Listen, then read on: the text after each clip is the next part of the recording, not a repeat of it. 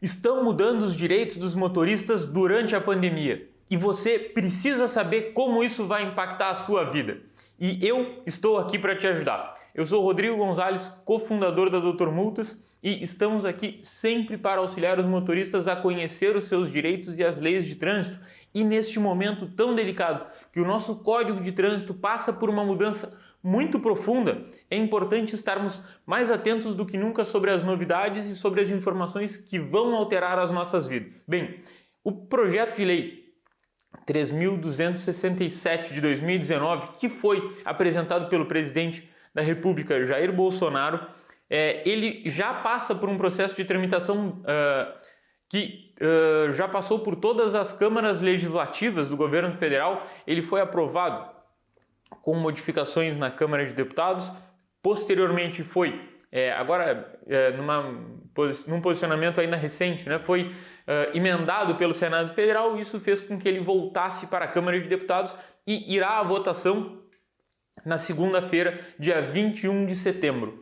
Bem, a perspectiva que nós temos é que o projeto seja aprovado pela Câmara de Deputados e depois tenha que passar pela sanção do presidente. A gente já fez aqui um vídeo contando como vai ser esse trâmite legislativo sobre o projeto. Se você quiser, o conteúdo vai estar aqui nos comentários. Bem, eu vejo que é muito importante hoje trazer alguns desses pontos que são essenciais de conhecimento do motorista para que ele possa ter algo que a gente acredita muito, que é o conhecimento dos seus direitos e a tranquilidade para que ele possa seguir dirigindo de uma maneira consciente, atenta àquilo que é realmente possível dentro da lei. Muito bem, um dos primeiros pontos que eu gostaria de trazer a respeito da mudança legislativa é a validade da CNH. Nós sabemos que esse é um ponto polêmico e que inclusive foi pauta na campanha eleitoral, a ampliação da validade da CNH. Antes nós tínhamos uma CNH que tinha validade de 5 anos para os motoristas de até 65 anos de idade.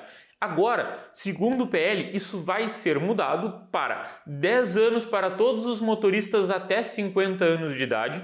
Para motoristas de 50 a 70 anos será de 5 e para motoristas de 70 anos ou mais a validade da CNH será de 3 anos. Um outro ponto importante aqui é que o médico examinador ele agora passa a ter a exigência de um curso técnico específico de formação para exercer essa atividade de perito examinador. Bem, isso daí, acumulado nessa sequência de mudanças, também traz uma autoridade maior para esse médico e a subjetividade da avaliação dele pode alterar este prazo de validade da CNH. Mas o que está previsto na lei, como prazo padrão, são esses prazos. Um outro ponto que é de extrema relevância para nós motoristas é que está sendo alterado a possibilidade de pontos na CNH do condutor. Antigamente nós tínhamos uma regra bem mais simples que vigorava, que ainda vigora, na verdade, porque o projeto de lei ainda não virou lei na prática, mas nós temos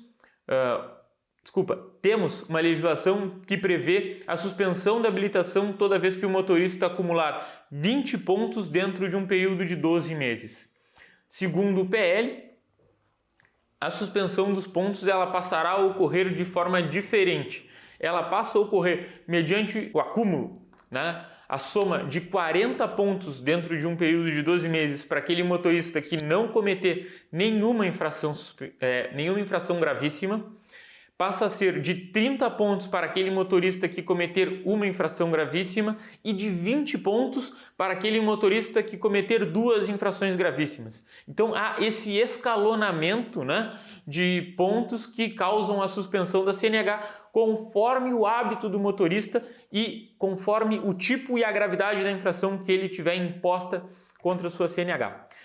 Bem, há ressalvas aqui que são muito importantes de serem feitas. A primeira delas é que o motorista que exerce função remunerada com a sua CNH, ele sempre fica atento aos 40 pontos. Ele fica ligado aos 40 pontos, porque No caso da função remunerada, a lei prevê uma exceção e que não há progressão. Então, o motorista profissional, ele não importa a gravidade da multa, ele vai sempre ter a CNH suspensa com 40 pontos.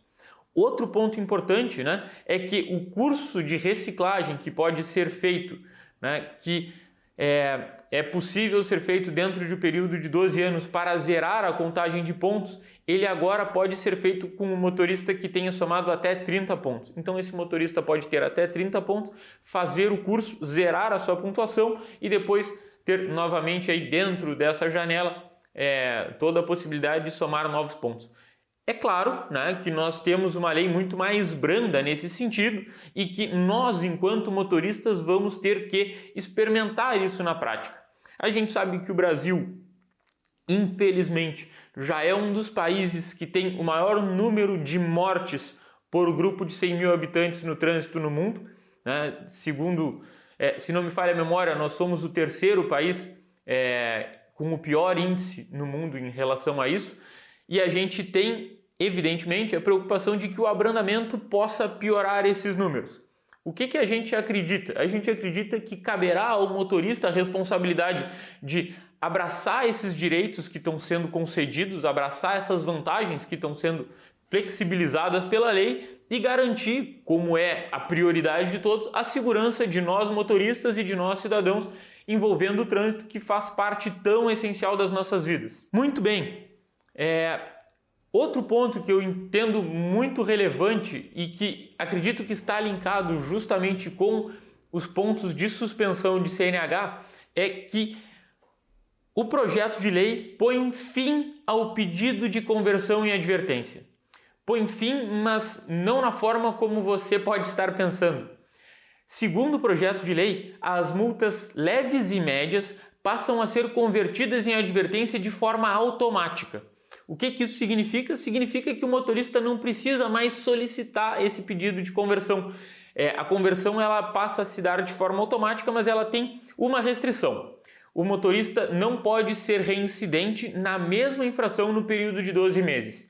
Então, se você levar uma multa média, por exemplo, 218 inciso 1, que é o excesso de velocidade até 20%, se você levar essa multa alguma vez, ela não irá gerar as penalidades para você. Caso você leve uma segunda multa idêntica de excesso de velocidade até 20%, essa multa então imporá as penalidades para você, motorista.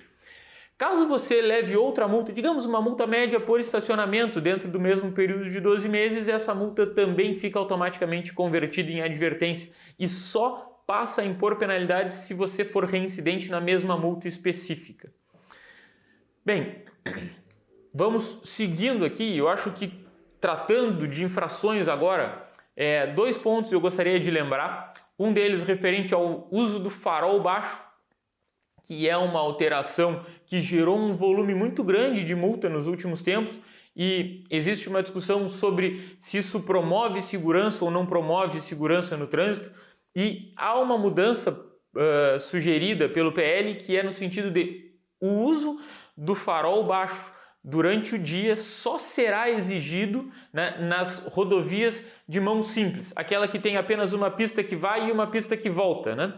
Então, esse é o único caso em que será exigido o farol baixo. Bem, outro ponto que eu acho importante, e aí já fazendo aqui um link com outro texto, com outro trecho da lei, né, não sobre as infrações específicas, mas sobre outra previsão legal, o Código de Trânsito também estabelece os equipamentos obrigatórios de cada veículo. E isso foi editado pelo PL, trazendo então que passará a ser obrigado que os veículos tragam como item de segurança obrigatório a luz, a DLR, né? A luz de uso diurno, que então passa a ser obrigatória nos veículos e, portanto, poderá facilitar que os motoristas não incorram nessa infração.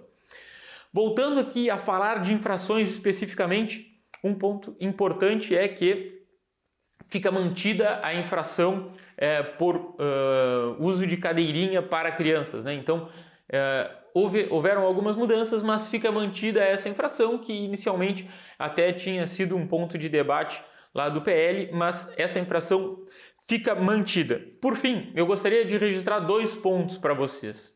O projeto de lei altera muitas coisas, mas eu estou tentando trazer algo de forma bem sintética, bem resumida e naquilo que, na minha interpretação, são os pontos que mais alteram a vida do motorista. Depois nós vamos gravar mais conteúdos falando sobre as infrações que mudaram especificamente, sobre essas alterações mais profundas, mas vamos fazer isso assim que a Câmara de Deputados votar e a gente tiver um aceno mais concreto de qual será a lei que vai mudar efetivamente para a vida do brasileiro.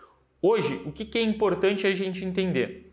Uma coisa que está sendo prevista é uma mudança muito drástica referente à documentação. Existe um cenário de digitalização de todos os documentos, de documento do veículo e de documento de habilitação.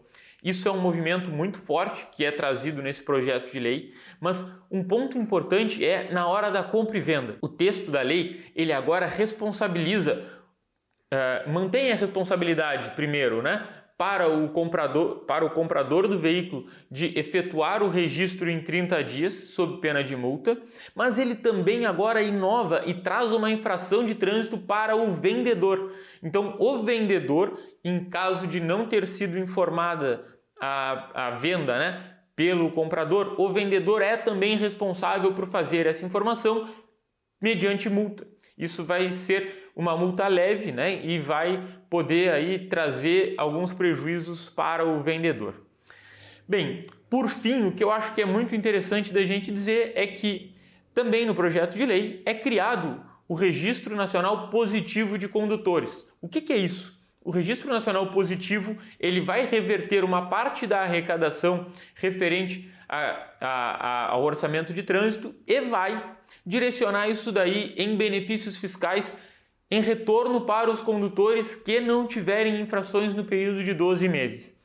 Essa é uma previsão que já existe a nível estadual em alguns casos, Aqui no Rio Grande do Sul, inclusive, existe um sistema de bom motorista, como é chamado, que dá desconto no IPVA para aqueles motoristas que não incorrem em infrações. Agora isso vai ocorrer a nível federal e vai poder oferecer um benefício positivo para aquele motorista que não comete infrações. Estes são os principais pontos que eu queria destacar para você hoje sobre a mudança legislativa.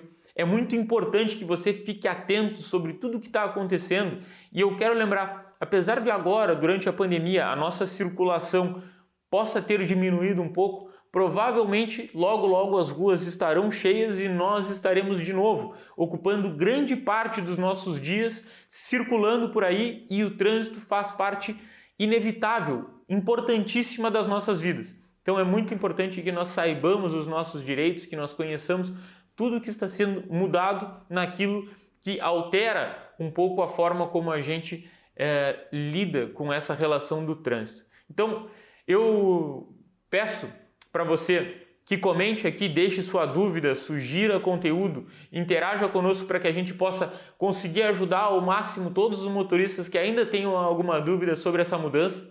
Que você siga o nosso conteúdo se você quiser ter mais informações e saber o que está acontecendo, especialmente nesse processo legislativo, porque isso traz uma série de dúvidas e uma série de inseguranças que a gente vai estar aqui para ajudar você. Então, conte conosco. A gente segue se comunicando e espero que você siga dirigindo com todo cuidado e se tiver algum problema, alguma multa, algum tipo de infração, também a gente vai deixar um link aqui para que a gente possa orientar você caso exista aí algo que você precise relacionado a algum problema de trânsito. Conte conosco, até a próxima!